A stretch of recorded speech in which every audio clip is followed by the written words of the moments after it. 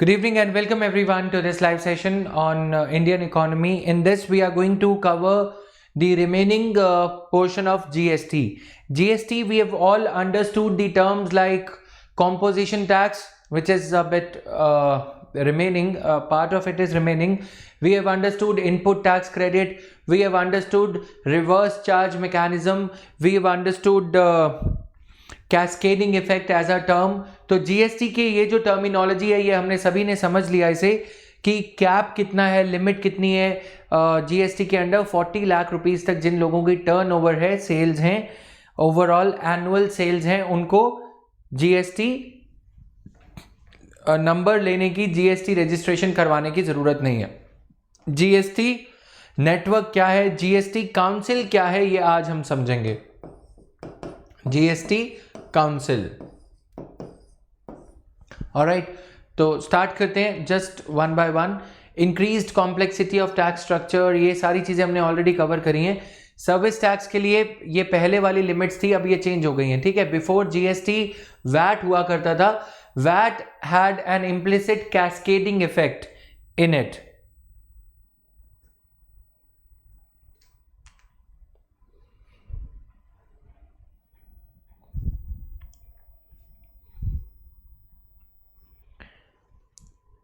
Good evening, everyone. So, am I not audible to some of you?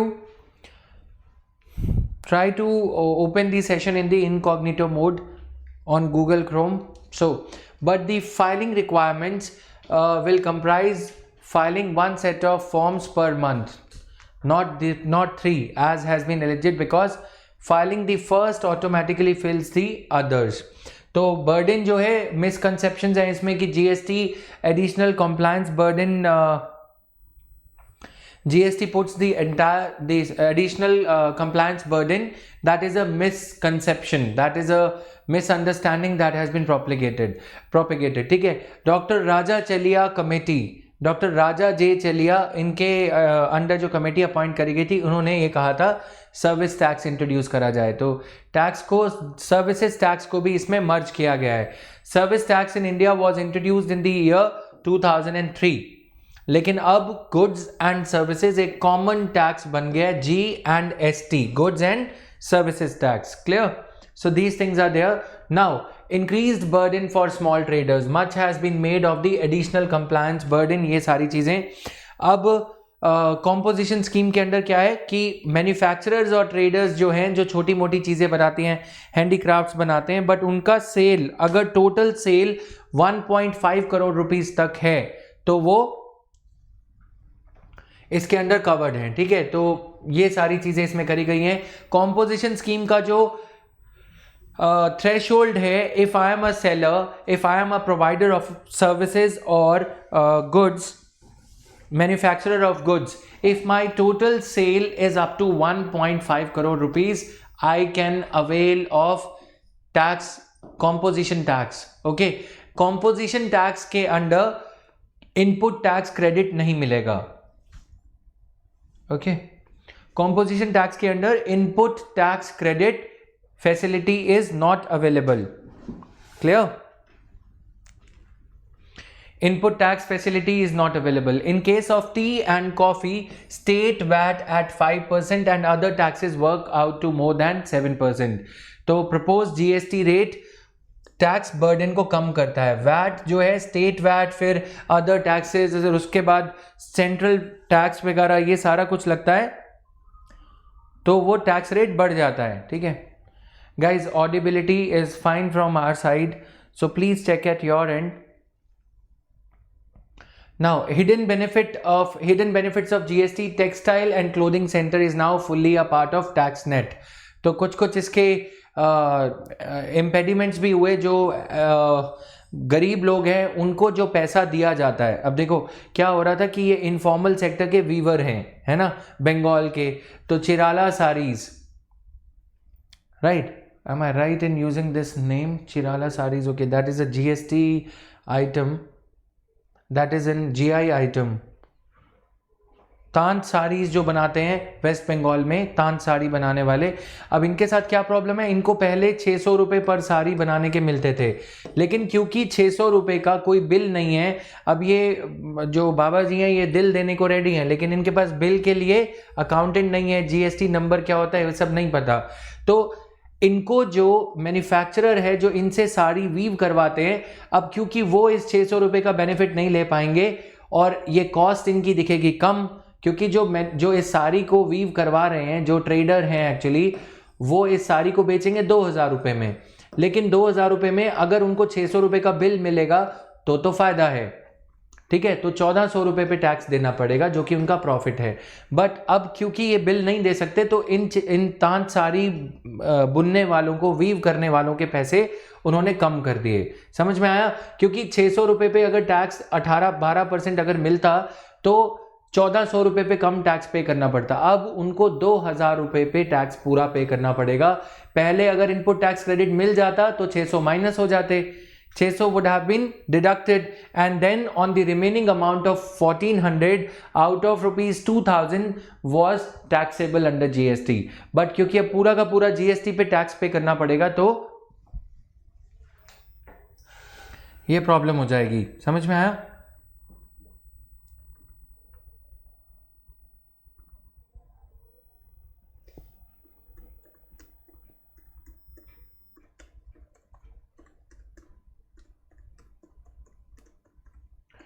Clear है? तो इसलिए उन्होंने क्या किया, इनको 250 रुपये पे करना शुरू कर दिया। 600 रुपये पहले एक हफ्ते के मिलते थे, अब 200 रुपये कर दिए। क्यों? क्योंकि इसका इनपुट टैक्स क्रेडिट नहीं लिया जा सकता।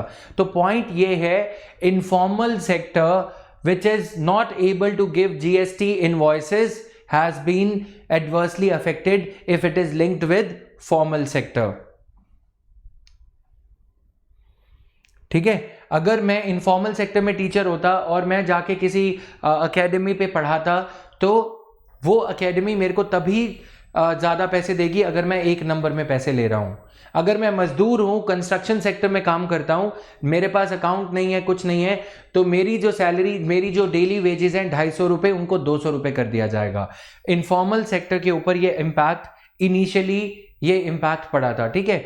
अब क्या हुआ है कि ये जो इनफॉर्मल सेक्टर है, इनके आगे इनके यूनियन के लीडर्स वगैरह आते चले जा रहे हैं और वो बिल इशू करते हैं, वो कच्चा माल सप्लाई करते हैं सारी ट्रेडर को, सारी ट्रेडर फिर उनके नाम पे बिल इशू कर देता है। तो initial teething problems were there, now they have been resolved. Segment of land and real estate transactions has been brought into tax net.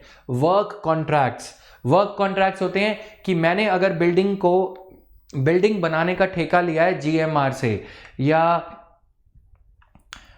L&T building Beltek private limited, बड़ी बड़ी कंपनीज होती है ना, वो आगे ठेका दे देती हैं। अब वर्क कॉन्ट्रैक्ट्स को जीएसटी के अंडर लाया गया है। वर्क कॉन्ट्रैक्ट्स होते हैं कि काम करने का ठेका।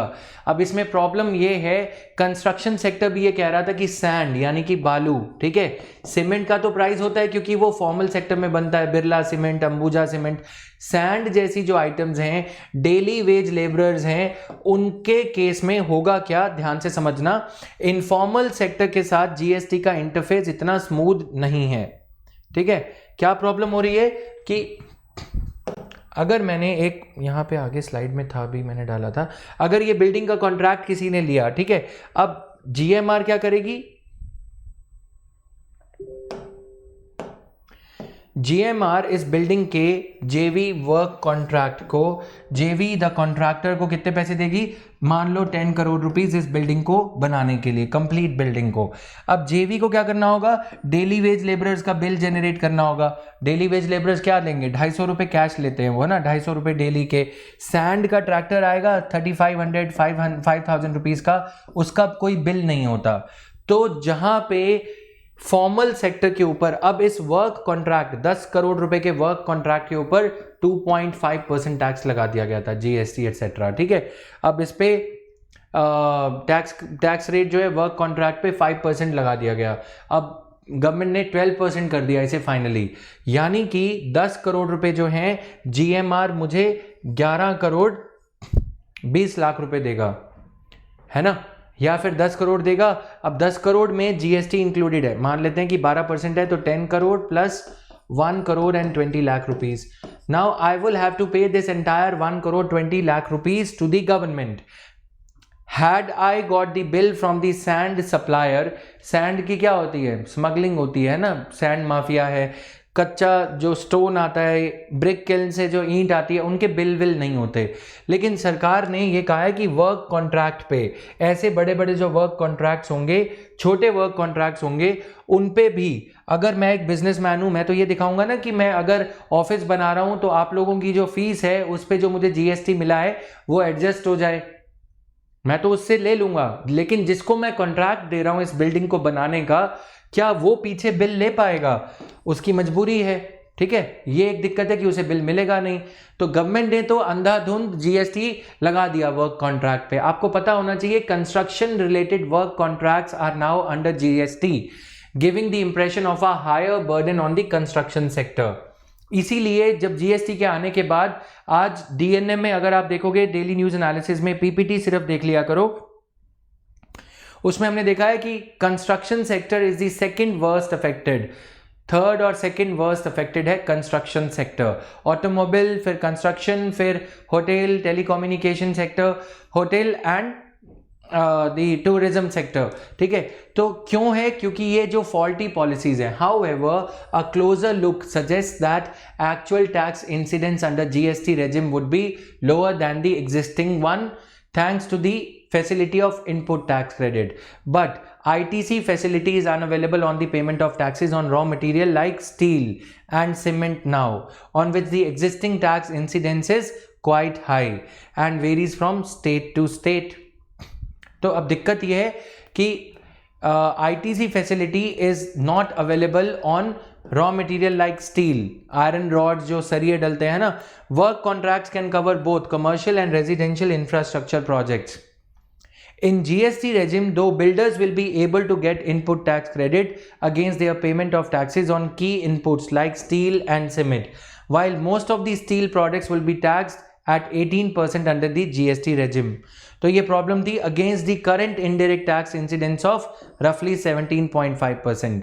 और उसके अलावा उसके बाद वो रॉ मटेरियल जिसपे कि टैक्स जीएसटी वगैरह लग ही नहीं सकता, जिसके लिए कोई बिल नहीं होता, उसके ऊपर भी अब कंस्ट्रक्शन सेक्टर को 12% जीएसटी देना पड़ रहा था।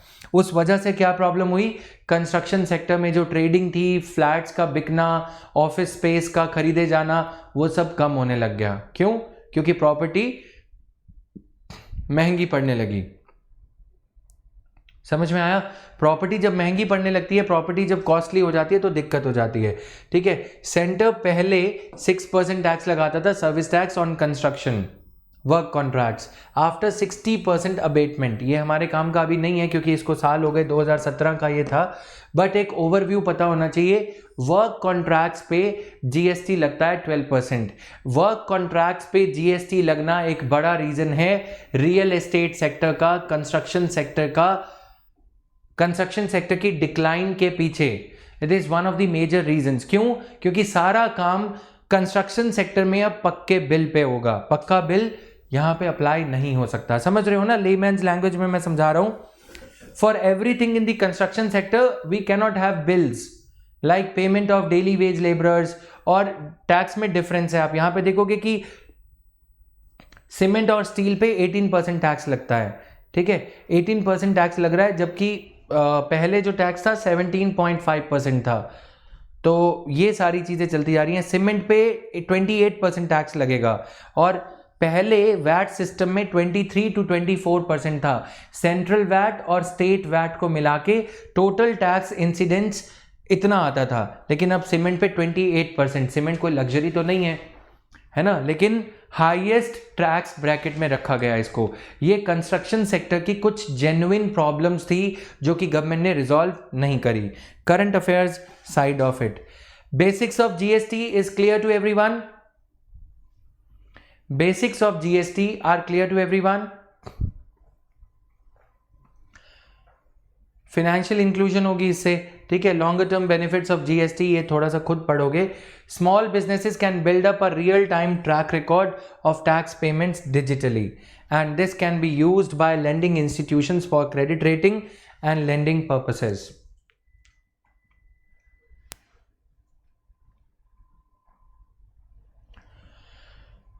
केलकर टास्क फोर्स ने वैट कहा था पहले, फिर धीरे धीरे से केलकर टास्क फोर्स ने ये कहा था to have a Kelkar committee, ठीक है, विजय केलकर, उन्होंने ये कहा था कि एक सिंगल रेट होना चाहिए कंट्री में जीएसटी का 20%। कांग्रेस ने जब पी चिदम्बरम और बाकी के जो लीडर्स हैं उन्होंने ये कहा जब जीएसटी लाया गया कि GST defeats the very idea of one nation one tax, basically it means one nation one tax system. तो उन्होंने इसीलिए क्रिटिसाइज किया बीजेपी गवर्नमेंट को 2016 में जीएसटी लाने के लिए, क्योंकि GST they said is one nation 5 taxes. कितने टैक्स ब्रैकेट्स हैं इसमें जीएसटी में? There are so many tax brackets, ठीक है। GST rates and exclusion from the base, just 1 minute.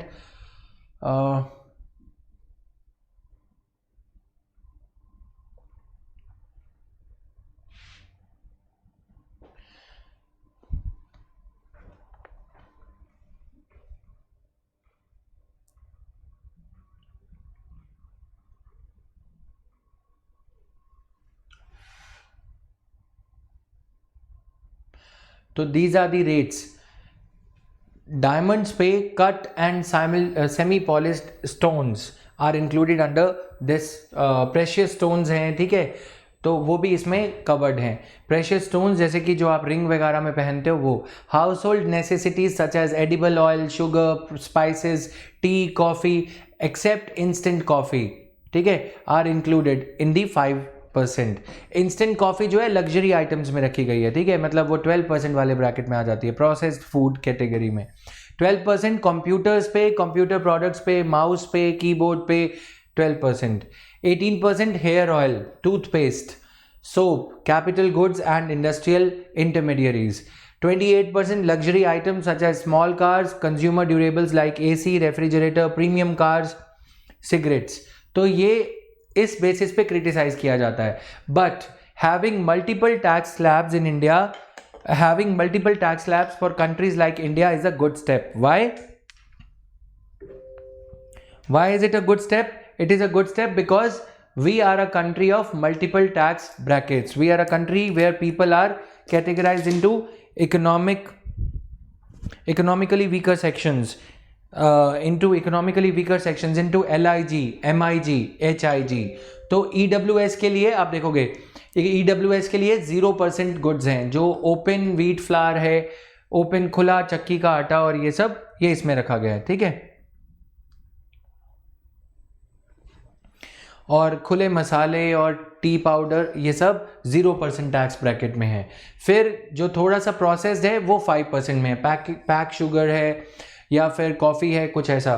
फिर उसके बाद 12% है। तो ये कोरोबोरेट करते हैं हमारी इनकम डाइवर्सिटी ऑफ सोसाइटी को। This is what suits India, okay, this is what suits India. Diamonds are luxury, but आप यहाँ पे देखोगे कि जो कट डायमंड्स हैं एंड सेमी पॉलिश्ड हैं उन पे 0.25%, क्योंकि डायमंड इंडस्ट्री जो है it was reeling under a lot of pressure, ठीक है। उसके बाद स्मगलिंग शुरू हो जाती है। डायमंड जैसी आइटम्स में अगर टैक्स ज़्यादा लगाया जाता है तो स्मगलिंग शुरू हो जाती है। और सूरत में जो डायमंड इंडस्ट्री पे काम करने वाले वर्कर्स हैं उनको साइट करते हुए, उनका हवाला देते हुए डायमंड इंडस्ट्री, नीरव मोदी जैसे लोगों ने क्या किया, इस पे कंसेशनल रेट ले लिया।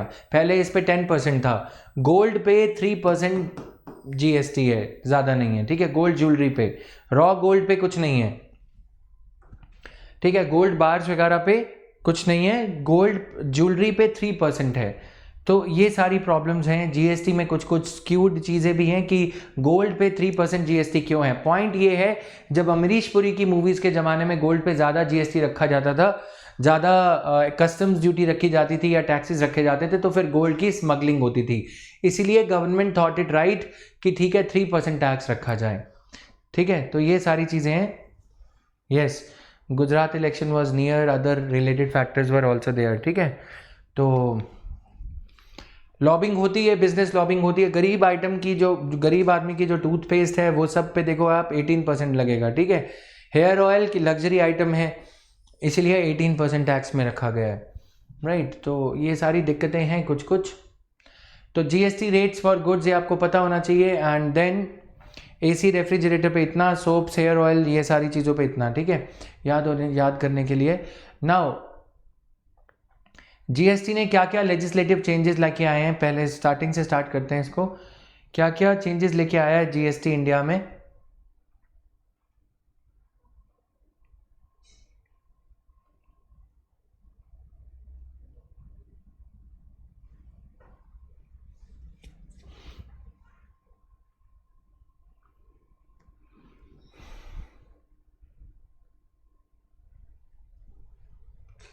How many of you have read it already? So before GST, this was the scenario. If you are buying a raw material, you would attract VAT. Manufacturing से पहले रॉ मटेरियल, कितनी भी type का raw material आप purchase कर रहे हो, इस पर वैट लग जाता था, ठीक है। फिर उसके बाद मैन्युफैक्चर से प्रोसेस होके जब सेल के लिए जाएगा तो VAT plus excise duty. Excise duty को क्या कहते हैं हम? Factory gate tax. जैसे ही गुड्स फैक्ट्री से बाहर निकलेंगी, फैक्ट्री गेट टैक्स, ठीक है। सेल्स टू होलसेलर्स और वेयर हाउसिंग, फिर उसके बाद यहाँ पे जो सेल होगी तो उस पर फिर दोबारा से वैट लगता था। फिर उसके बाद फाइनल सेल टू कंज्यूमर, फिर दोबारा से वैट लगता था। Clear? Fine for everyone? So ये सिस्टम था पहले का।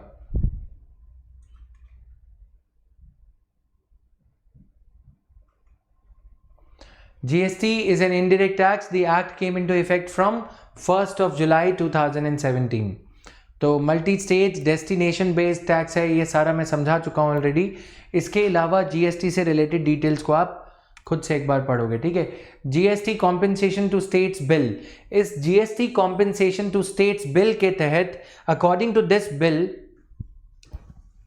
GST compensation to states bill 2017, what was required? States were assured of this thing. If Punjab as a state was able to collect rupees 50,000 crores per annum, 50,000 crore rupees per annum, 31st March 2017 तक का, अगर 1st April 2016 से लेकर 31st March 2017 तक अगर पंजाब ने एक financial year में 50,000 करोड़ रुपीस कलेक्ट किए थे, तो 1 जुलाई 2017 से लेकर 31 जुलाई 2022 तक ये एश्योरेंस दिया गया। 17 से 18, 18 से 19, 19 से 20, 20 से 21, 21 से 22, ठीक है। 5 सालों तक कॉम्पेंसेशन का एक प्रॉमिस किया गया। क्या कॉम्पेंसेशन का प्रॉमिस किया गया? कि first year 50,000 crore will be treated as 100%, ठीक है। 50,000 करोड़ प्लस 14%, ठीक है। 14% कितना हो गया? 57,000 करोड़ रुपीस स्टेट्स को मिलेगा ही मिलेगा। 57,000 करोड़। अगले साल 50,000 प्लस 14 प्लस 14 कंपाउंडेड, ठीक है। 14%, फिर 14%, 57,000 करोड़ रुपीस का 14%, जितना भी होगा कैलकुलेट कर सकते हो, ठीक है। यानी कि फिर उसके बाद अगले साल third year, first year, second year, third year, fourth year, fifth year, 50,000 crore rupees plus 14 plus 14 plus 14, ठीक है। फिर उसके अगले साल 50,000 प्लस 14 प्लस 14, 3 साल का हो गया, 3 ईयर्स तक 100% था। और फिर उसके अगले साल प्लस 75% ऑफ 14, समझ में आया? 75%। एश्योर्ड रिटर्न स्टेट्स को यह कहा गया था। स्टेट्स ने यह कहा कि हमारी दुकान अच्छी खासी चल रही है, we are able to collect enough amount of tax. तो फिर उसके अगले साल ये कहा गया कि 5वें साल यदि स्टेट का रेवेन्यू सही से नहीं कलेक्ट होता, 14 प्लस 14 प्लस 14, फर्स्ट 3 ईयर्स के लिए 100%, थर्ड ईयर के लिए, फोर्थ ईयर के लिए 75% रिटर्न दिया गया, 14% एनुअल इंक्रीमेंट माना गया था। अगले साल 14 का, ठीक है, अगले साल 14 का 50%,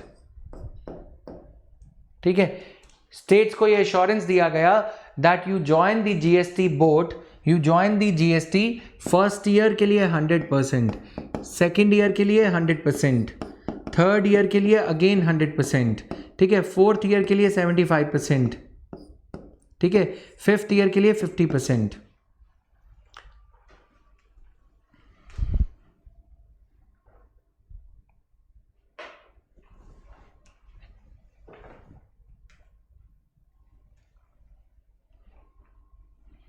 Nothing from my side. There is no problem whatsoever from my side.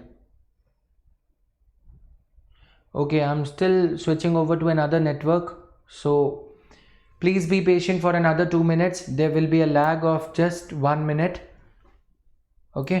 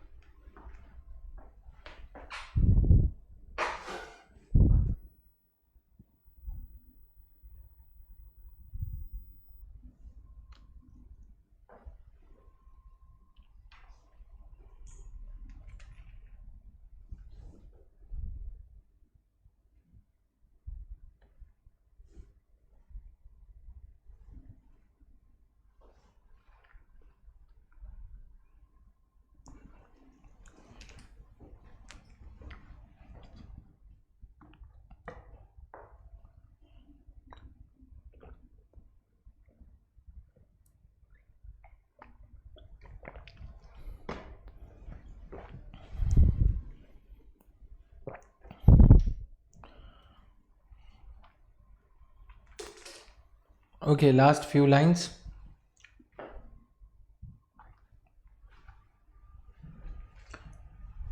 In simple language, जो स्टेट को पहले मिल रहा था, whatever amount this every state in India was able to collect before the introduction of GST, so states were assured that for year 1 starting from 1st July 2017 till 30th of June 2022, ठीक है, first year के लिए 100%, जो पहले मिल रहा था उसे हमने 100% मान लिया, ठीक है, 100 plus 14% incremental increase every year, ठीक है, सेकेंड ईयर 100% जो पहले मिल रहा था, 100 प्लस 14% प्लस 14%, ये तो पिछले साल का हो गया, ठीक है, ये 100 प्लस 14 को हमने बेस मान लिया सेकेंड ईयर में, फिर उसका 14% annual incremental increase. Third year में कितना होगा ये, 100 प्लस 14 का और 14. सिंपल मैथमेटिक्स किया था ना, बोर्ड मास रूल जो सिखाया जाता है स्कूल में, ठीक है, फिर 100 प्लस 14 का 14, 3 साल हो गए, 3 साल के लिए ये 100%.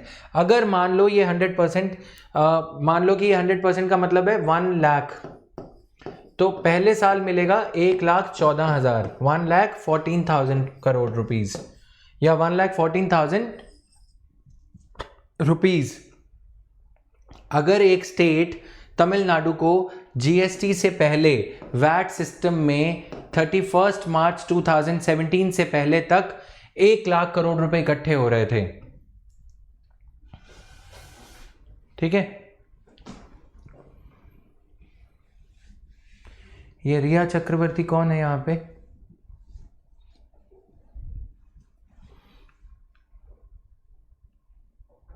ठीक है. अब 1 लाख करोड़ रुपए इकट्ठे हो रहे थे, तो 1 जुलाई 2017 से लेकर 30th ऑफ जून 2018 तक इस स्टेट के यदि 1,14,000 करोड़ रुपीस इकट्ठे नहीं हुए, 14% इंक्रीज होके नहीं हुए, मान लो कि तमिलनाडु के GST इंप्लीमेंट होने के बाद 1,06,000 करोड़ रुपीस इकट्ठे हुए, ठीक है, GST के नए सिस्टम में 8,000 करोड़ रुपीस का ये जो शॉर्टफॉल है, ये कौन देगा, central government will make good. Central government will compensate for the loss of 8,000 crore rupees to the government of Tamil Nadu. This was assured by the central government to all the states, not only Tamil Nadu, Punjab, Haryana, whatever they were collecting. Okay, so this is there.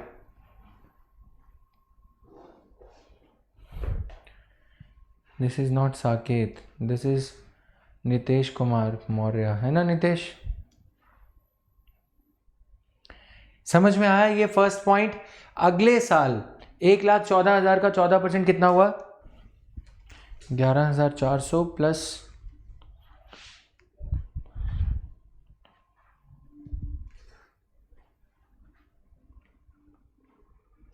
11,856 crore, ठीक है, यानी कि 1,14,000 plus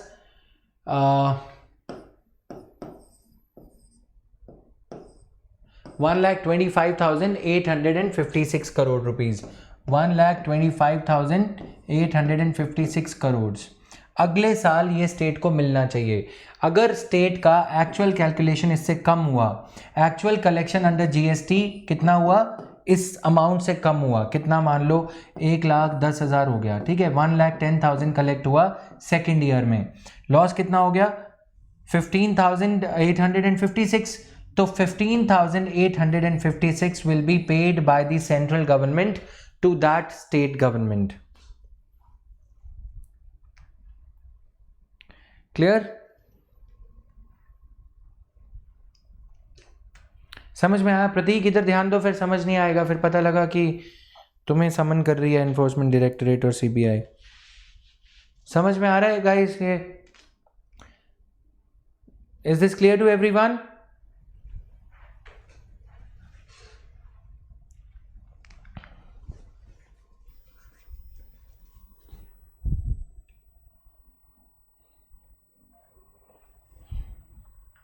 Please focus here.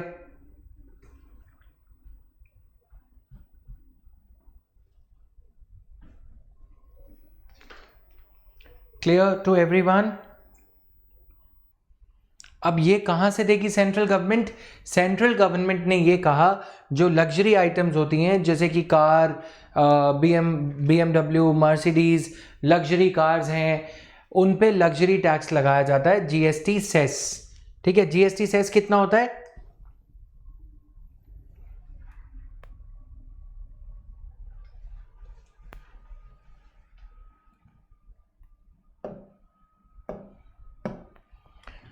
GST compensation cess, ठीक है। GST का जो highest rate जिन items पे लगता है 28% plus 15%, this amount goes to what we call as GST compensation fund, ठीक है। ये 15% एक्स्ट्रा जीएसटी कॉम्पेंसेशन फंड में चला जाता है। जब कभी लॉस होता है स्टेट्स को तो ये सोचा गया कि इस कॉम्पेंसेशन फंड में पैसे होंगे, उसमें से सेंट्रल गवर्नमेंट स्टेट्स को पैसा दे देगी,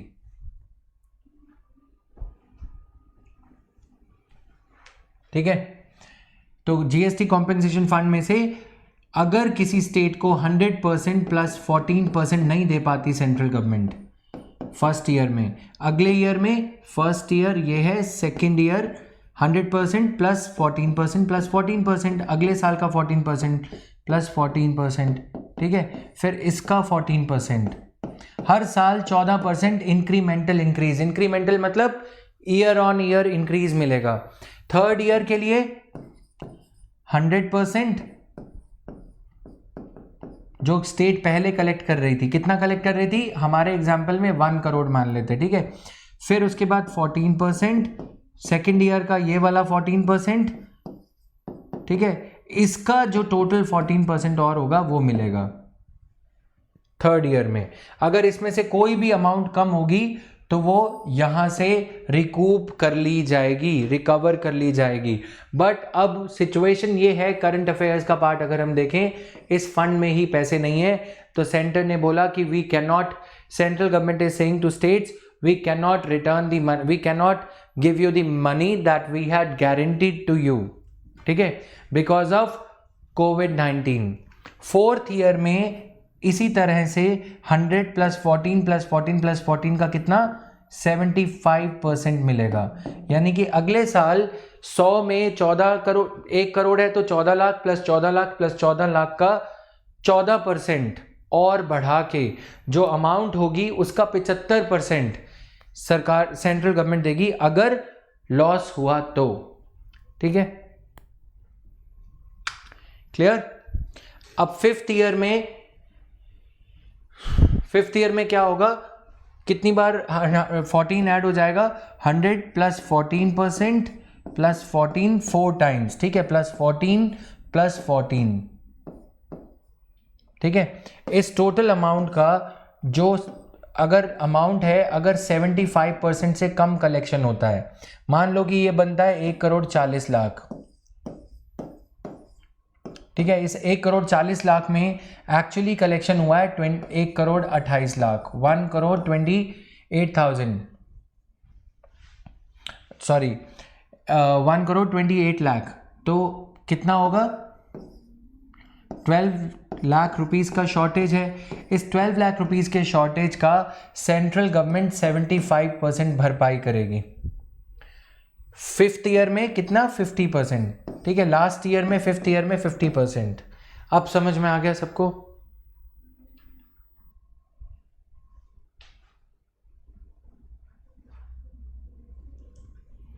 act of madam, very nice. ठीक है, क्लियर हो गया। किसी को कोई डाउट इसमें? ये जीएसटी में कॉम्पेंसेशन का फॉर्मूला था जिसको लेके आज विवाद हो रहा है। पहले साल, हर साल 14% इंक्रीज मिलना है, ये तो समझ में आ गया। पहले साल 100%, दूसरे साल 100%, तीसरे साल 100%, चौथे साल 75%। 100 + 14 + 14 का 75, फिर अगली बार 100 + 75 का 50। Clear?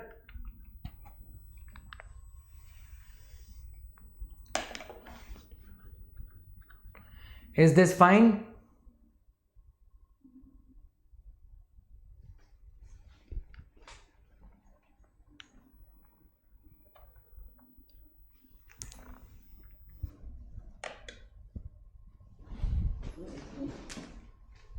Clear to everyone?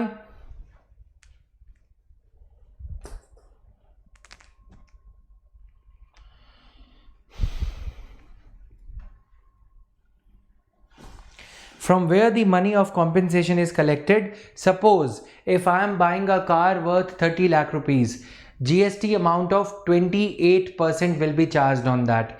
Over and above 28%, 15% compensation tax, cess as we call it. ठीक है, सेस लगाया जाएगा क्योंकि मैं एक लग्जरी वेस्टफुल एक्सपेंडिचर कर रहा हूं। If somebody buys a cigarette, उस पर 60% सेस लगाया जाएगा। 60%, 28% प्लस 60%, वो पैसा सेस में चला जाएगा। उस सेस में से पैसा तभी निकाला जाएगा जब किसी स्टेट का जीएसटी में लॉस हो रहा है। सभी स्टेट्स का लॉस हो रहा है क्योंकि इकोनॉमी डाउन टर्न में चली गई। ठीक है,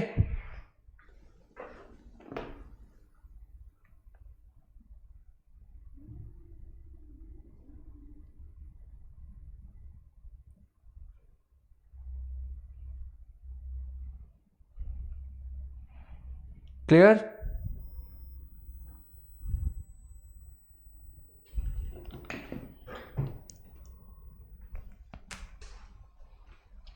multi stage GST is levied on every stage of production.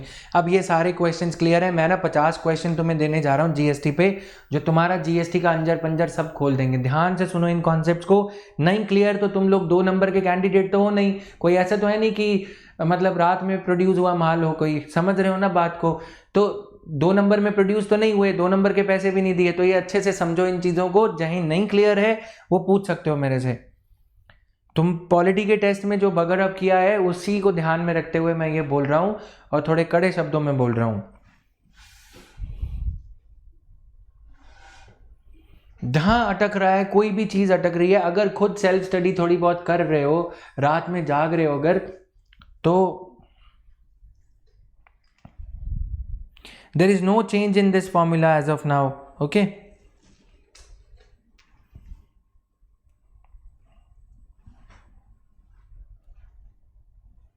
Clear? Everybody has paid the fee here, है ना, जिन लोगों ने भी ज्वाइन किया है. तो फिर उस हिसाब से क्वेश्चन अगर कुछ बनता है, in order for you to derive the maximum advantage out of this course, अच्छे से अपने कॉन्सेप्ट देखो खुद पढ़ना पड़ेगा. अब मैं लाइन दर लाइन पढ़ूँ, A for apple, B for boy, वो कोई फ़ायदा नहीं है. वो फिर आ जाओ यहाँ दिल्ली कभी, ऑफलाइन सेंटर्स में यही होता है, तो ये सब कर लेना यहाँ पे, ठीक है. नहीं तो फिर फन अकेडमी पे बथेरे कुछ है ऐसा काम. तो पढ़ना तुम्हें थोड़ा थोड़ा चीज़ें पढ़ेंगी, कॉन्सेप्ट्स जहाँ पे हैं वहाँ पे मैं बताऊँगा. Guys, how many of you are watching this session? Please answer.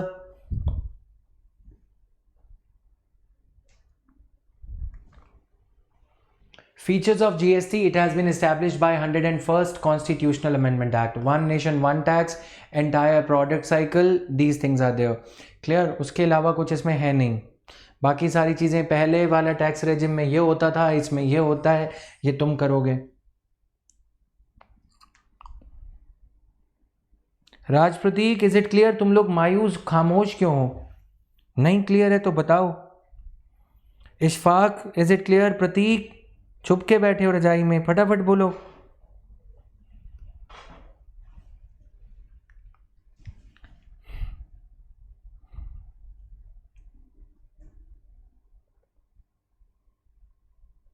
Priyanka, is it clear? Bhavik, Kusum, रश्मि,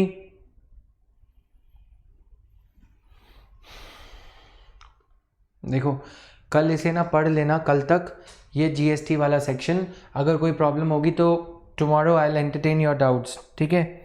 अकेले से पूछने का फ़ायदा नहीं है. जय प्रिया और बाकी के लोग कहाँ हैं? जो लोग ऑफलाइन भी देखोगे रिकॉर्डेड सेशन, उनके लिए भी ये मैं बोल रहा हूँ. Akanksha, is it clear? Prajwal,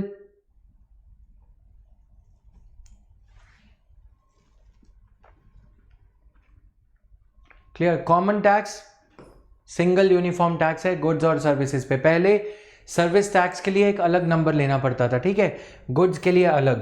तो अब ऐसा कुछ नहीं है. करप्शन कम होगी, ये सब अच्छी अच्छी बातें इसमें लिख रखी हैं. जीएसटी नेटवर्क क्या है? जीएसटी काउंसिल एक बॉडी है जो हमारा रह गया है. जीएसटी काउंसिल हम कवर करेंगे. GST council is a constitutional body, उसकी भी डिटेल्स इसमें दी गई हैं. It is chaired by finance minister. Okay, chaired by finance minister, and all the decisions are to be taken by consensus. All the decisions of GST council are supposed to be taken by consensus. इसके बारे में details लिखो. GST council,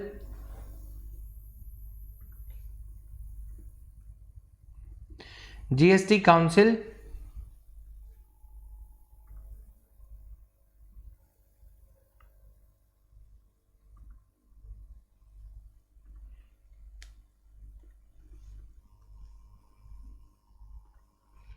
is a constitutional body.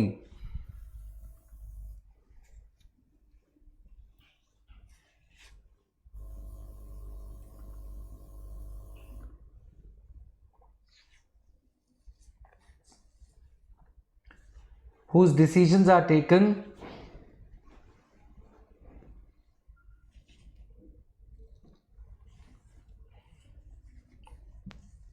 in a consensus oriented manner.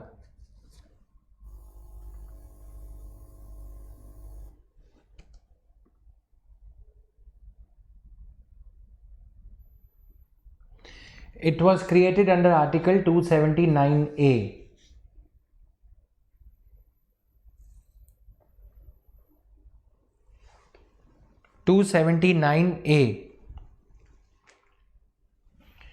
ठीक है.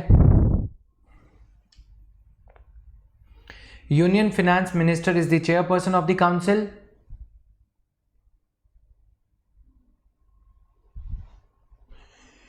Union finance minister अभी कौन है? Nirmala Sitharaman is the chairperson. Union minister of state, ध्यान से सुनना, यूनियन मिनिस्टर ऑफ स्टेट, जो कि आजकल मुंह बंद करके बैठे रहते हैं. मास्क का सबसे ज़्यादा फायदा यदि किसी ने उठाया है तो वो अनुराग ठाकुर हैं, ठीक है. जैसे एक बैट्समैन जब नर्वस होता है तो वो क्या करता है? हेलमेट का फ़ायदा उठाता है, ठीक है। बीसीसीआई से आए मिस्टर अनुराग ठाकुर पूरा फ़ायदा उठा रहे हैं मास्क का। क्यों? इकोनॉमिक्स फिनेंस की नॉलेज ज़ीरो है और उसके बाद आदमी हीरो है, बैठ जाते चुप करके वहाँ पे। मैडम को भी ज़्यादा नहीं पता, लेकिन मैडम फिर भी मास्क वास्क थोड़ा सा जो है नीचे करना पड़ता है, क्योंकि कैबिनेट मिनिस्टर हैं, फिनेंस का मेन पोर्टफोलियो है, तो इसलिए बोलना पड़ता है मैडम को थोड़ा सा। लेकिन कुछ आज तक कोई इंटेलेक्चुअल स्टेटमेंट कुछ नहीं आई। Now union finance minister of state, union minister of state for finance, ठीक है, is the member of the council,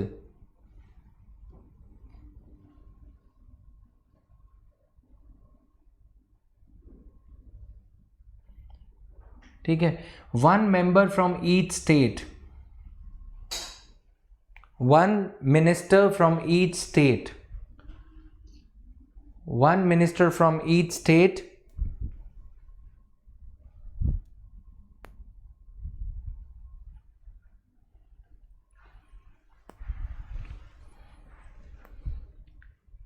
one minister from each state who is the in charge of finance और tax portfolio. किसी किसी state में finance minister को tax minister बोला जाता है, ठीक है। तो टैक्स के जो मिनिस्टर हैं स्टेट के, वो सभी हर स्टेट का जो फिनेंस मिनिस्टर है वो इसका मेंबर होता है, ठीक है।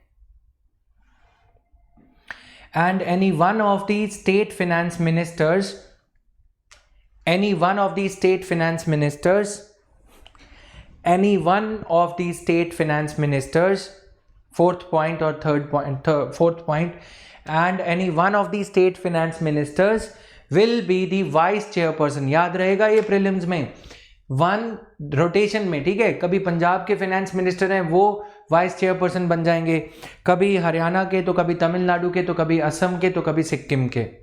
क्लियर? वोटिंग शेयर पे भी अभी आ रहे हैं, ठीक है। Clear?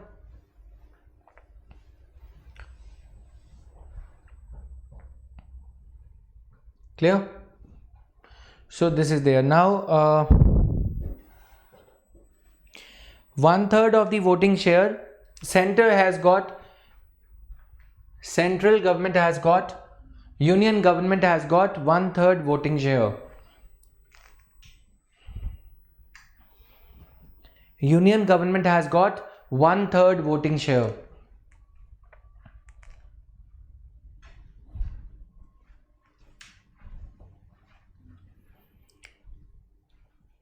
So that it cannot take the decisions unilaterally. So that it can't take the decisions. Union government has got 1/3 voting share. Union government has got 1/3 voting share, so that it cannot take the decisions unilaterally. So that it cannot take the decisions unilaterally.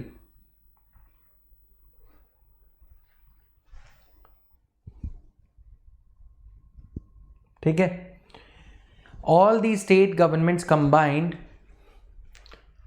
all the state finance ministers or state governments combined, all the state governments combined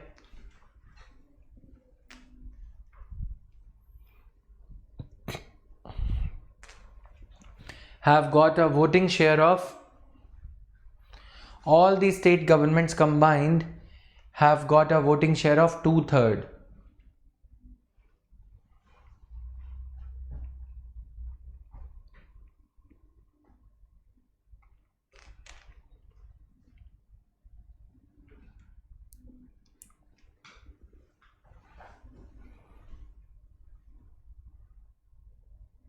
ठीक है। अब now these days UPSC is going a step further. They are not asking the questions with regard to political membership of these bodies. You must have observed the questions in polity are dealing with cabinet secretaries, the ex officio chairperson of civil services board, etc. Right? So we are also going a step further. Please write down the secretary of revenue department is the ex officio secretary to the GST council। इसको थोड़ा ध्यान से underline कर लेना। The secretary to the revenue department Ministry of Finance. The secretary to Department of Revenue, Ministry of Finance, comma, ठीक है, will act as ex officio chairperson. Ex officio secretary, sorry, ex officio secretary, ex officio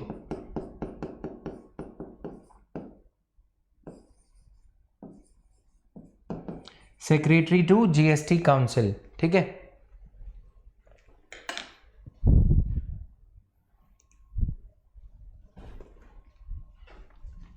Someone please share for her. प्रतिमा, नहीं पता, मेरे को याद नहीं रहती ये चीजें.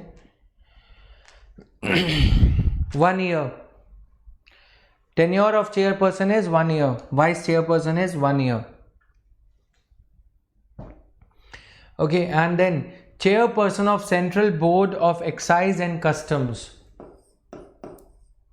Chairperson of Central Board of Excise and Customs. Chairperson of Central Board of Excise and Customs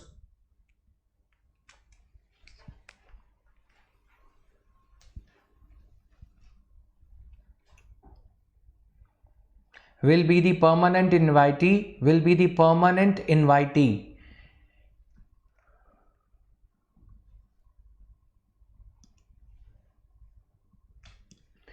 in all the meetings of GST Council, will be the permanent invitee in all the meetings of GST Council without right to vote.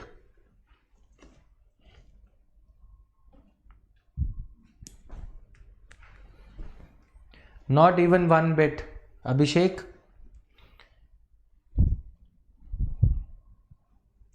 Thank you, Alok.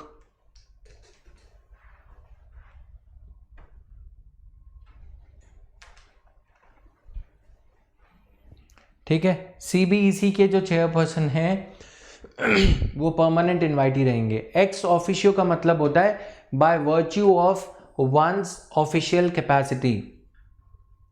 Arshika, where are you?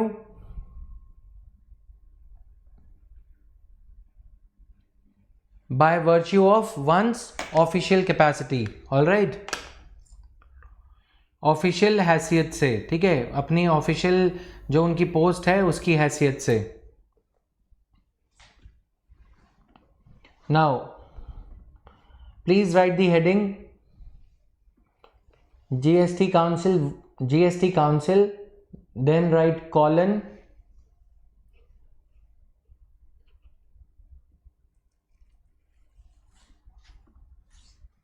then write voting and quorum.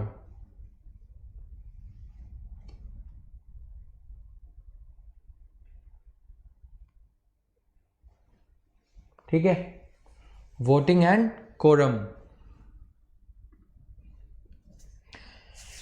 For a valid meeting of members of GST Council, for a valid meeting of members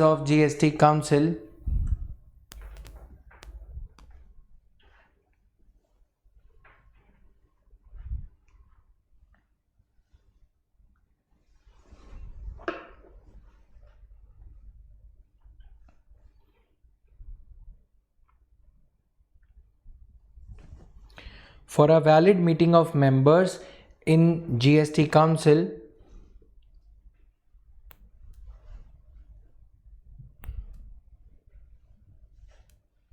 at least 50% of total number of members should be present.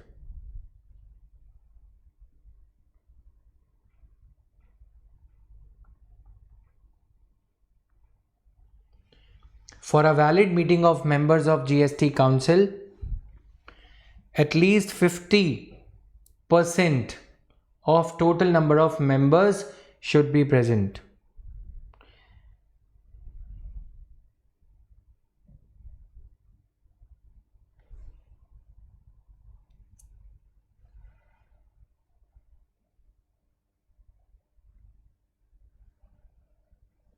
Done?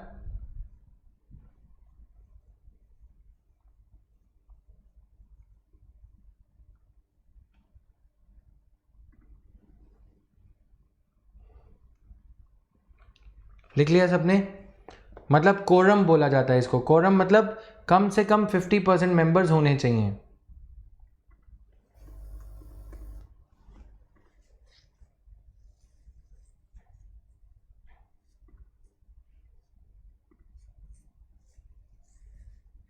Clear?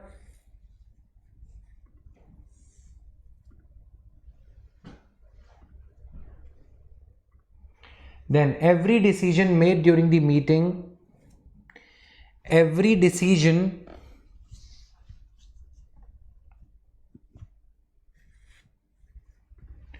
made during the meeting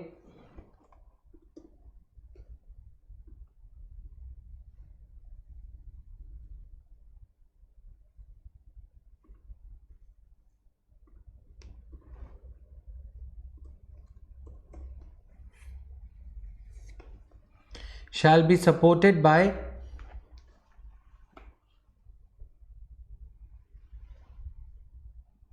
at least 75% majority of the weighted votes.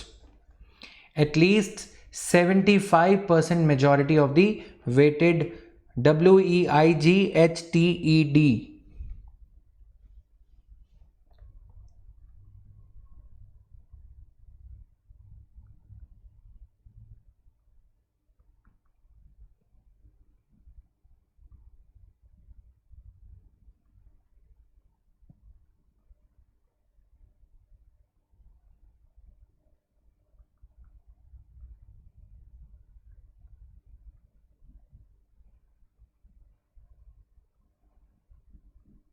Done?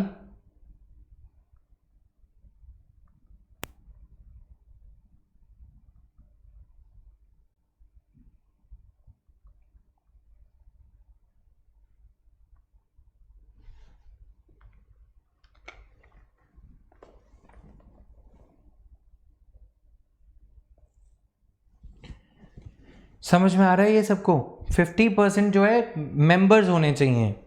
50% members with voting rights नहीं, 50% of, मतलब ऐसे members नहीं जिनके पास सिर्फ voting rights 50% है, नहीं, voting rights 75%। चाहे वो अनुराग ठाकुर बैठे हैं या यूनियन फाइनेंस मिनिस्टर हैं, 1/3 वोट उनके हो गए, और उसके अलावा कुछ वोटिंग शेयर इतना होना चाहिए कि टोटल 75% मेजॉरिटी रखने वाले, वोटिंग शेयर रखने वाली स्टेट्स वहां पे हों। सभी स्टेट्स को इक्वल वोट्स दिए गए हैं। All these states have been allotted equal voting share.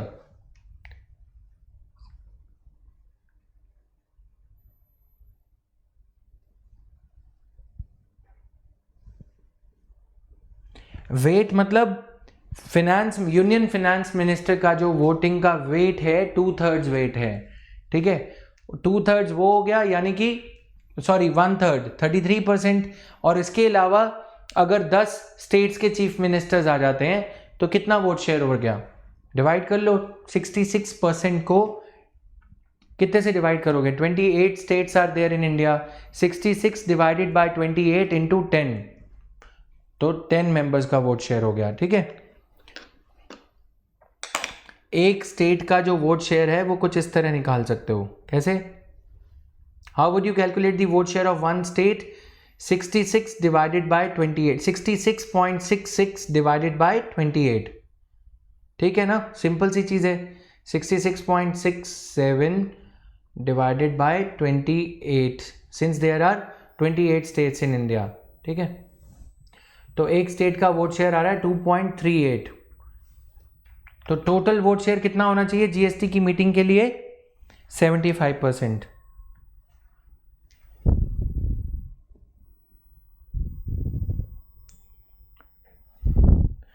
नहीं, वो सेंटर स्टेट का अपना, उसमें वोटिंग नहीं चाहिए थी। प्रतीक, आप जो पूछ रहे हो वो सेंट्रल गवर्नमेंट ने ये कहा है कि जीएसटी की जो कॉम्पेंसेशन देनी है वो जीएसटी काउंसिल के दायरे में नहीं आता, वो तो स्टेट, वो तो देनी ही देनी थी। अब सेंटर पे बात ये आई कि आप दीजिए, जो आपको देना है 2.37 लाख करोड़ वो आप दो, तो उन्होंने मना कर दिया कि हम नहीं देंगे, ठीक है। तो उसमें कोई वोट शेयर की ज़रूरत नहीं थी, उसमें वोटिंग के लिए अप्रूवल, वोटिंग के जरिए अप्रूवल की ज़रूरत नहीं थी। Every decision made during the meeting should be supported by at least 75% majority of the weighted votes of the members who are present and voting at the meeting.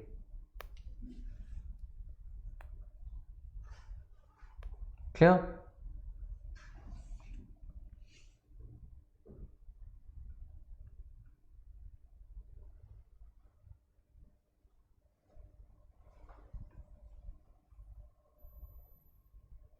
Clear है सबको?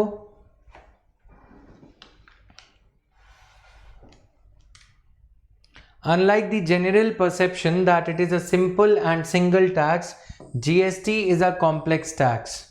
It has hiked the prices of many products opposite to general perception that it will reduce due to elimination of cascading effect. तो ये सारी चीज़ें हैं.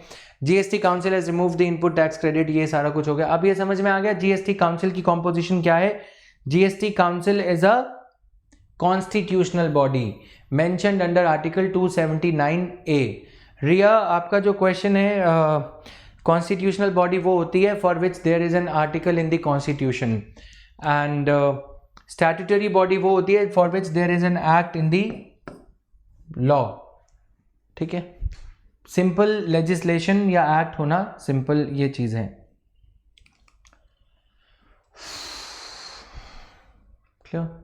Reverse charge mechanism has also been covered. ठीक है, और अब एक और टर्म रह रहा है e way bills. This will cover tomorrow, but अभी के लिए और चीज़ें डील करते हैं. ई वे बिल्स एक छोटा सा टॉपिक है for which I will show you some PPT with some truck and all those things so that you are able to comprehend easily.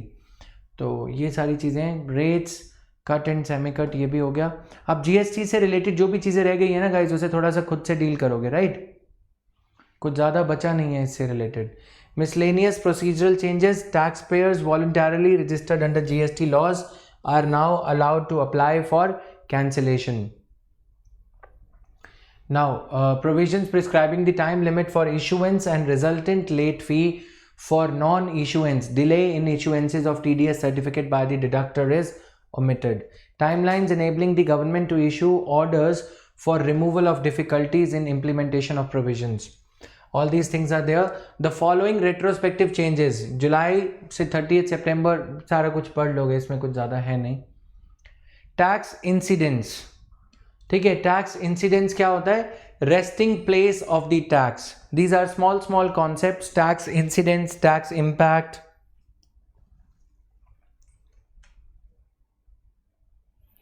GST will be covered in the exam. मतलब क्या है इसका statement का?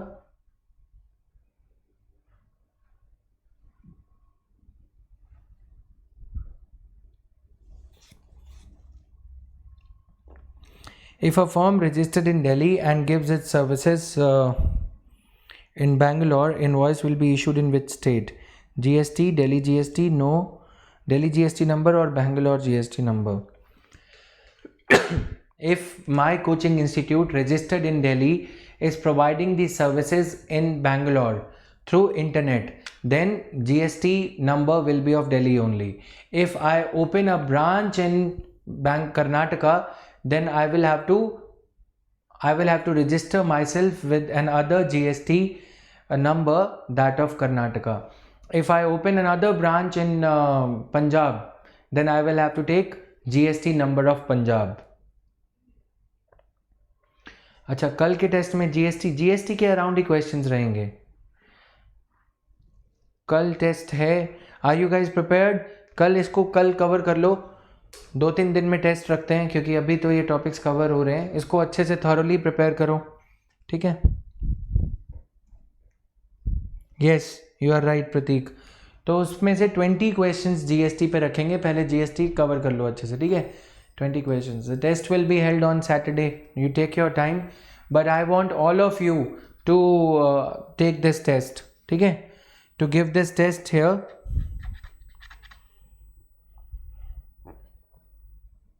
Okay, Pratik, got it.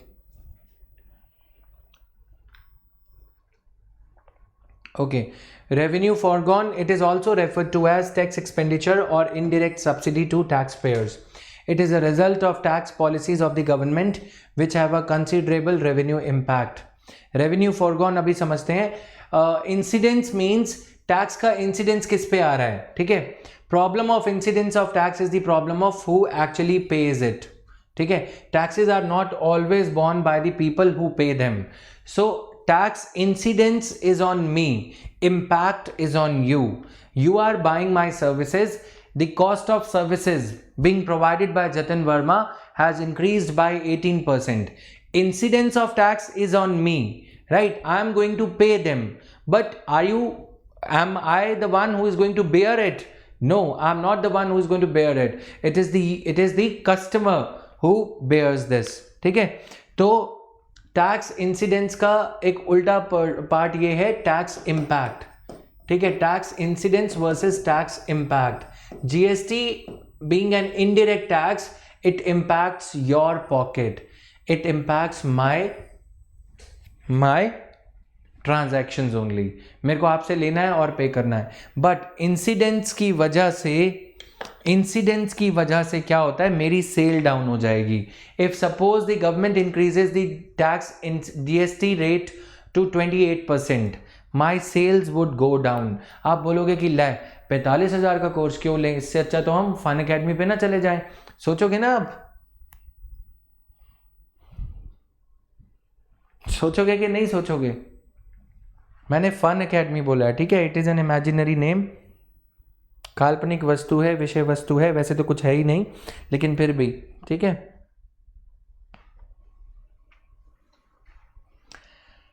ठीक है, तो tax incidence मेरे ऊपर है, इम्पैक्ट आपके ऊपर है। आगे ये 3-4 टर्म्स और आएंगी तो उसे समझेंगे। रेवेन्यू फोरगॉन क्या होता है? जब गवर्नमेंट कोई टैक्स कलेक्ट कर सकती है लेकिन गवर्नमेंट कुछ टैक्स में कंसेशन दे देती है, तो उस गवर्नमेंट उस रेवेन्यू को अर्न कर सकती है लेकिन उसको फोरगो कर रही है government, right? Clear?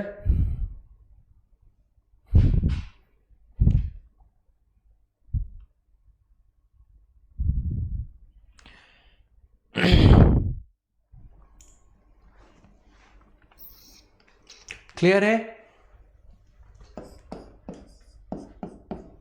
Tax concession, रोज 3-4 क्या बोलते हैं उसको, एजुकेटर्स के फ़ोन आते हैं, हमें ले लो, समझ रहे हो? छोटी सी एकेडमी, जैसे वो गोविंदा की और वो मूवी नहीं है, to break the monotony I am using this, कि रोज़ कोई ना कोई एक दो कोई फेसबुक पे पहुंच रहा है, कोई कहीं पे, कि हमें अपने साथ में ले लो। वो गोविंदा और कादर खान की मूवी है ना, वो बड़े से होटल के सामने छोटा सा ढाबा खोल के उसको परेशान करता है ना,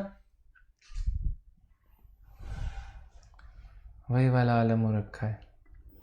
एनीवे, कमिंग बैक,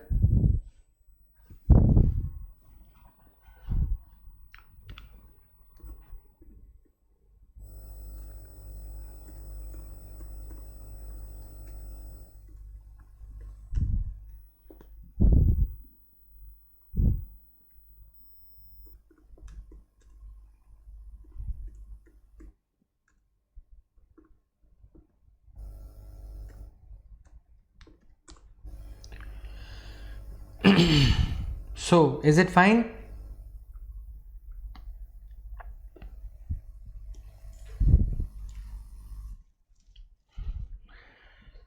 दूल्हे, वेरी नाइस प्रहलाद। ऐसे इतने अच्छे से, बस इतनी ही अच्छे से ना जीएसटी वाले क्वेश्चन अटेम्प्ट कर देना। टेस्ट दिया था आपने पॉलिटी का?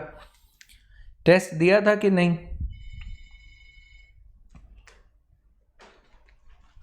So these things are there. In the Union Budget 2021, the new system of personal income tax rate will entail a revenue foregone. Revenue foregone होता है जैसे गवर्नमेंट ये कहती है कि जिन लोगों की इनकम जो है 3 लाख तक है उनको कोई टैक्स देने की नीड नहीं है, ठीक है? They need not pay any tax, right? तो ये मतलब रहता है इसका रेवेन्यू फॉरगॉन का। जैसे अभी गवर्नमेंट ने कॉर्पोरेट टैक्स रेट को कम कर दिया, 22.17% कर दिया, ठीक है? तो ये क्या है, 25% सरकार ले रही थी लेकिन कम कर दिया। कॉम्पोजिशन टैक्स, कॉम्पोजिशन स्कीम में क्या किया जा रहा है, 1%। प्रहलाद नहीं दिया टैक्स, वेरी नाइस। सो देखो, दूल्हे राजा बनने में देर हो जाएगी, मेरा कुछ नहीं जाएगा। Are you married? You seem to be unmarried, है ना? तो इसीलिए दूल्हे राजा जैसी मूवीज़ के नाम याद रहते हैं। उसके बाद क्या हो जाता है इंसान, भूले राजा, है ना? Now coming here, in the union budget 2021,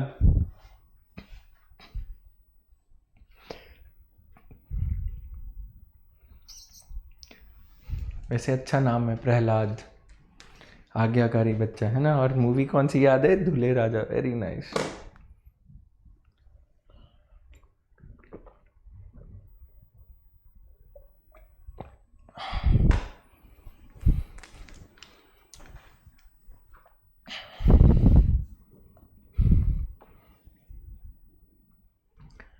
So this is there.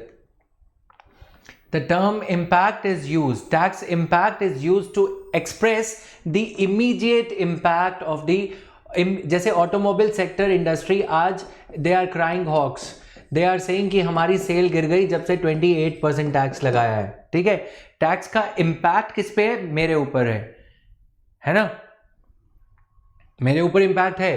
Immediate result of the original, the impact of tax is on the person on whom it is imposed first.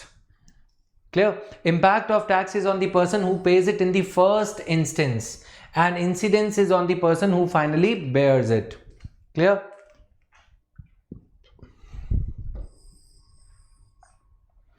If extra duty will be levied,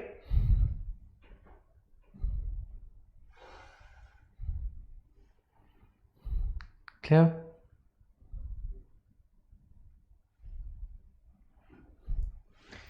I have a knack of, commenting, rhyming and these things.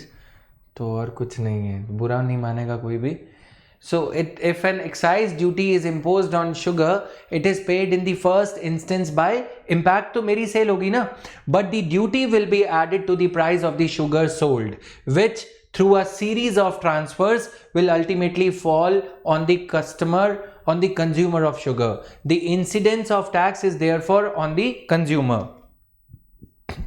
Clear? ठीक है, तो incidence means the final resting place of the tax, consumer. Incidence is on the man who ultimately bears the burden. Impact मेरे ऊपर आएगा, incidence आपके ऊपर, ठीक है, कस्टमर के ऊपर. तो ये सारी चीजें इसमें रहती हैं. Shifting means the process of transfer, that is passing of the tax from one who first pays it to the one who finally bears it.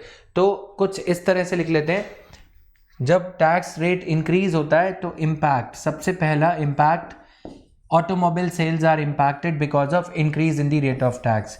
Then tax shifting takes place and ultimately tax incidence on the customer. ठीक है, आपने क्या किया, tax impact, अगर tax का rate कम होता है 18% से मान लो कि 12% हो जाता है, एजुकेशन पे होना भी चाहिए. ठीक है, तो अब क्या शिफ्टिंग प्रोसेस से क्या होगा, ये आपके ऊपर बर्डन आ जाएगा. Clear? So it is through this process of shifting that the incidence of a tax comes finally to rest somewhere.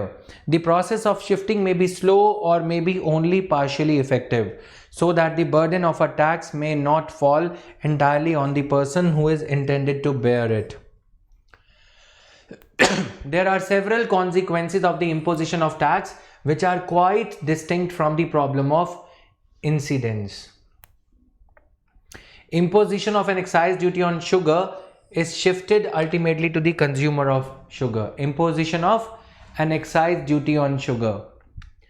ठीक है, तीन चीजें हैं, tax shifting, tax incidence, tax impact. ये एक 2-3 कॉन्सेप्ट थे इसमें. नाउ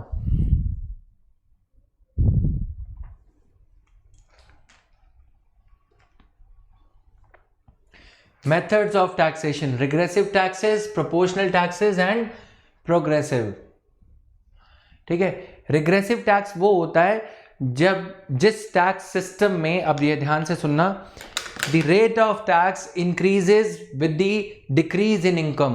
रिग्रेसिव हो गया ना ये, the system in which rate of tax increases with the decrease in income. ठीक है, ये क्या है, रिग्रेसिव टैक्स सिस्टम. अगर इनडायरेक्ट टैक्स के वे से, अगर इनडायरेक्ट टैक्स के वे से इनडायरेक्ट टैक्स जिन आइटम्स पे लगता है, जैसे कि टी पाउडर, शुगर, अगर कॉमन मास कंजम्पशन आइटम्स जैसे कि टी पाउडर, शुगर, टूथपेस्ट, इन आइटम्स पे अगर ज़्यादा टैक्स लगता है तो रिग्रेसिव टैक्स सिस्टम को रिग्रेसिव कहा जाता है. एलिगेशन लग जाता है कि the tax system is quite regressive. ठीक है. प्रोग्रेसिव टैक्स सिस्टम क्या होता है?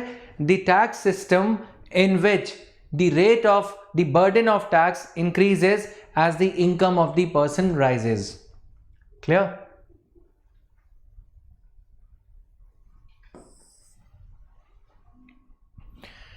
दोनों टर्म्स क्लियर हैं, रिग्रेसिव और प्रोग्रेसिव?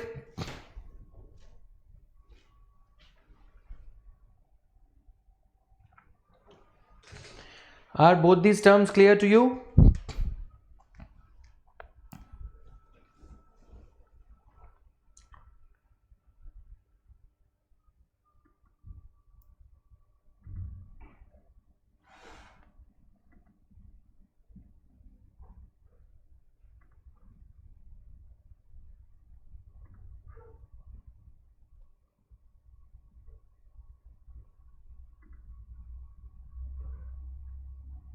डन? पढ़ लो एक बार.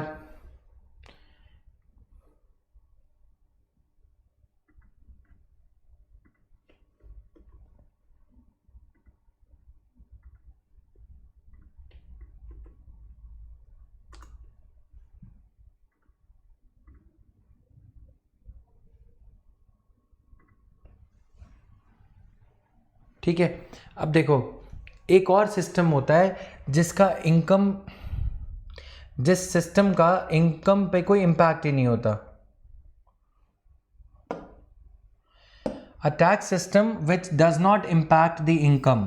ठीक है. आपकी इनकम 10,000 है तो भी, 10 लाख है तो भी, इस सिस्टम को भी गलत माना जाता है. सेम यूनिवर्सल टैक्स रेट लगेगा. ठीक है. सेम, कितनी भी इनकम हो जाए, tax paid will remain the same. ठीक है. 10,000 से चाहे 10 लाख हो जाए. ये भी इंडिया जैसी कंट्री में कहने को क्या है? प्रोपोर्शनल मतलब आप अपनी इनकम का 10% ही पे कर रहे हो. But the 10% of 10,000, 1,000 is more hurtful to a person who is earning just 10,000. 10 lakh में से 1 लाख देने में इतना दर्द नहीं होगा, इतना पेनफुल नहीं होगा जितना इसमें से 10% देना होगा. ठीक है. प्रोग्रेसिव टैक्स सिस्टम में क्या होता है? दिस 10,000, अब मैं एक और बार इसमें ड्रॉ कर रहा हूं, ये है प्रोग्रेसिव टैक्स सिस्टम की बार. ठीक है. 10,000 पे टैक्स होगा 10%, 1 लाख है तो 20%, ठीक है. 5 लाख है तो 30%. लाइकवाइज ऐसे होना चाहिए ना. ये है प्रोग्रेसिव टैक्स सिस्टम. क्लियर? ये है progressive. As the income of a person is rising, tax rate is also rising here. Done? बढ़ते चले जा रहा है टैक्स. यहां पे 40%. ठीक है. कहने को ये प्रोपोर्शनल टैक्स रेट सही है, लेकिन इंडिया जैसी कंट्री में जहां पे there is a wide gulf between incomes of two persons, there could be a scenario where a person is earning 10%. अगर हम इंडिया में प्रोपोर्शनल टैक्स रेट सिस्टम लेके आए, रिग्रेसिव का टैक्स रेट कुछ ऐसा होगा, ये इसको उल्टा कर दो. 10,000 वाले पे 30%, 10 लाख वाले पे 10%. हो तो रहा है रिग्रेसिव में. जैसे हमने डायमंड का टैक्स देखा था 0.25%, polished diamond, sorry semi polish diamond. ठीक है. जब incomes of class consumption, items of class consumption are taxed at a lower rate than items of mass consumption. लिख लो, लाइन को लिखो, बाबा जतिन वाली लाइन लिखो फटाफट.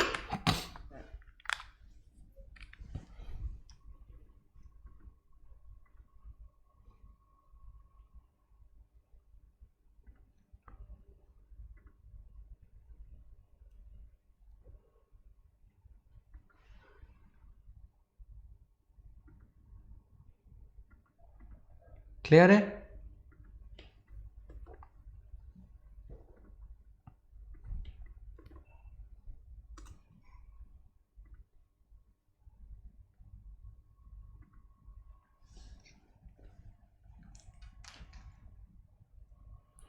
Is the example of regressive tax clear to everyone? मतलब ये ऑब्वियो है, यहाँ पे इसको स्वैप कर दो, 10 लाख इधर आ जाएगा और 10,000 इधर। ये तो हमने बात करी इनकम टैक्स की, ठीक है। This is the example of income tax. If the income of a person is this much, income and income. Let's talk about something else. What is it? This is it.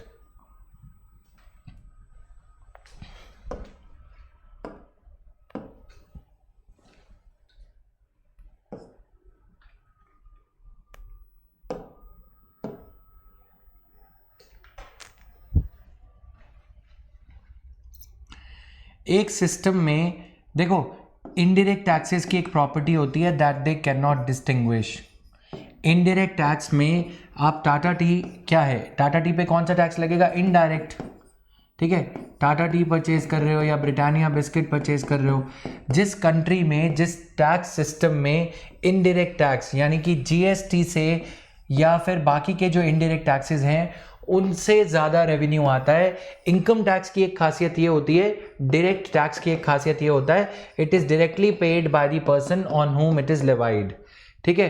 Indirect tax पे अगर किसी country में indirect tax से ज़्यादा revenue share आता है, मान लो 50% से ज़्यादा,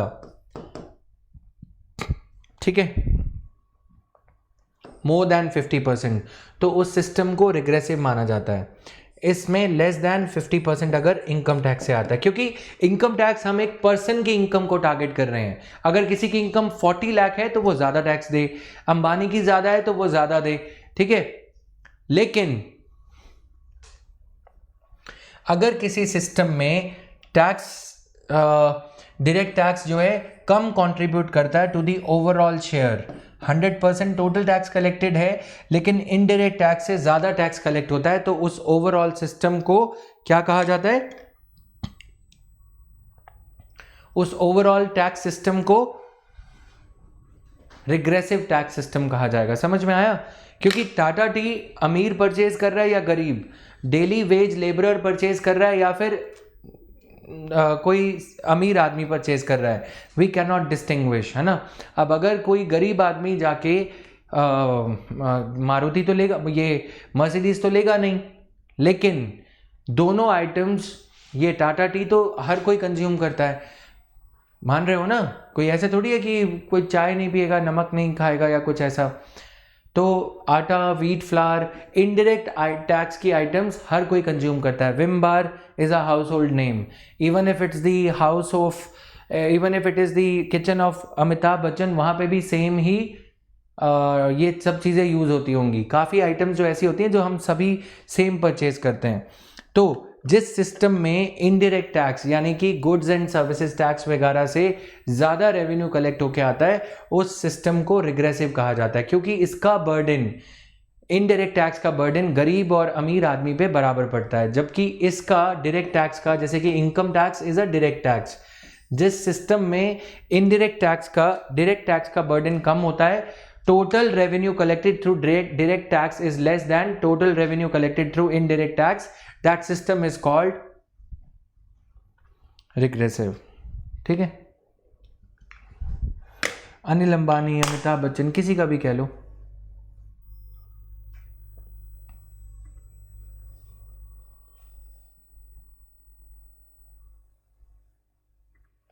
ठीक है।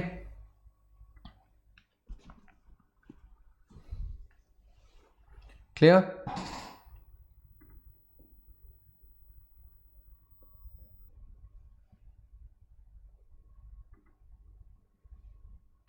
Clear for everyone?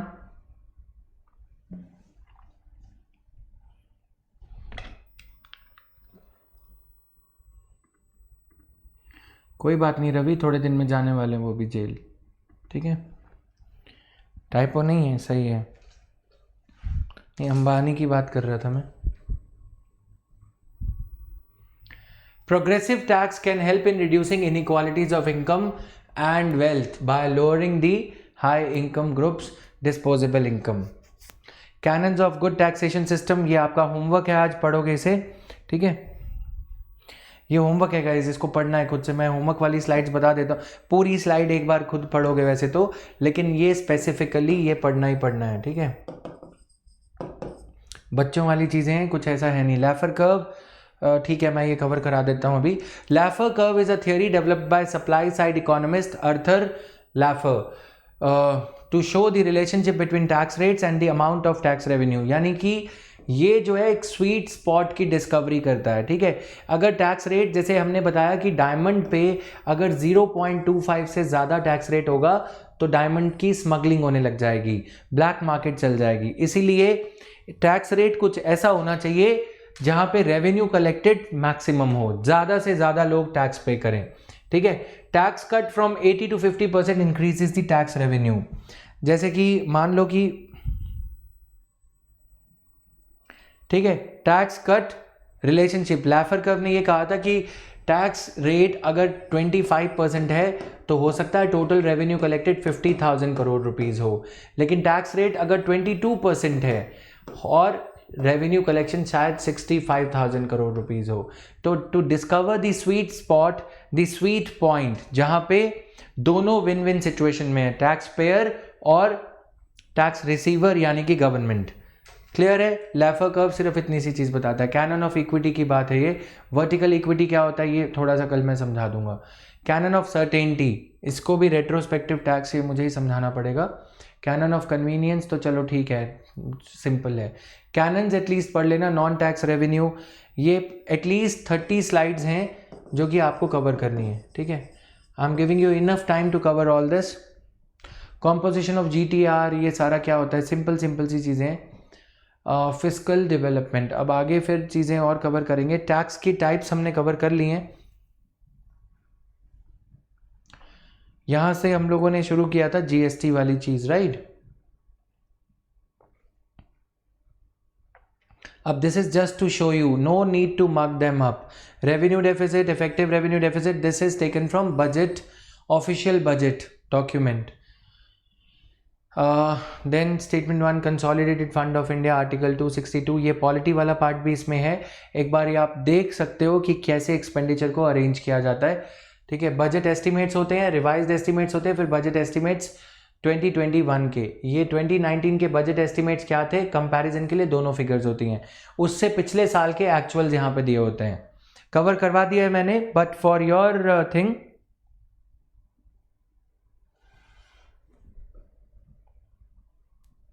yes it should be in sync with the nature of item, you are right, ठीक है। ये सारा कुछ है यहाँ पे। एक्चुअल्स 2018-19 के होंगे, बजट अगर 2020-21 का है तो उससे 2 साल पहले के एक्चुअल फिगर्स जाके आते हैं, ठीक है, अवेलेबल ही नहीं होते पहले। अब क्या क्या आइटम्स इसमें लिखी जाती हैं, पब्लिक वर्क, स्टेशनरी, सप्लाईज, ये गवर्नमेंट का बजट है, जेल, ये सारा कुछ पैसा कहाँ से इकट्ठा हुआ, कहाँ कितना पैसा जाएगा, इसको पढ़ लेना। रेवेन्यू रिसीट, डिसबर्समेंट्स यानी कि revenue expenditure, clear.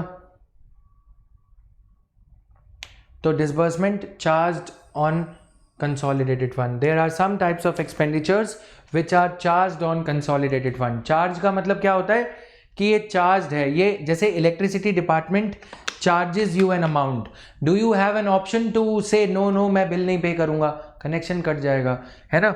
Similarly these expenditures are charged on the consolidated fund, ठीक है। You cannot negotiate on these things so as to ensure independence of bodies like UPSC, CAG, clear.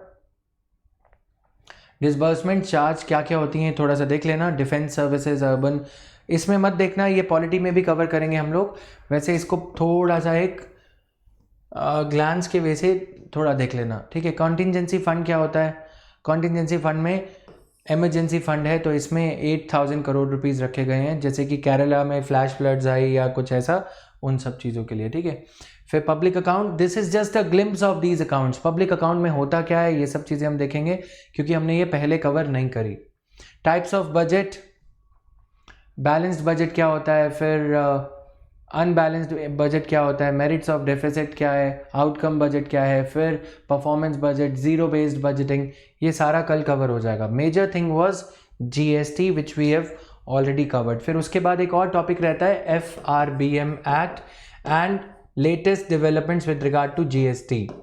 जो controversies हम newspaper में देख रहे हैं वो भी यहाँ पे टिल डेट जो भी हुआ है वो कवर हो जाएगा। Public debt management cell need for PDM में है कि नहीं, जो बनाया जा रहा है अभी recently, scrapping of railway budget, arguments in favour, arguments against, ये सारा कुछ है. Clear? So this was all for today's class. Any doubts?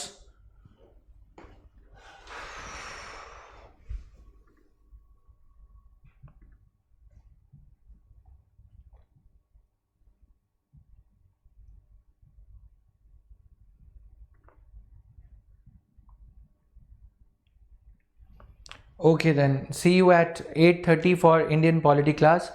I'll be taking that class from the normal laptop thing. It won't be in the studio mode. I hope you guys are comfortable with that pattern of taking the class. ठीक है?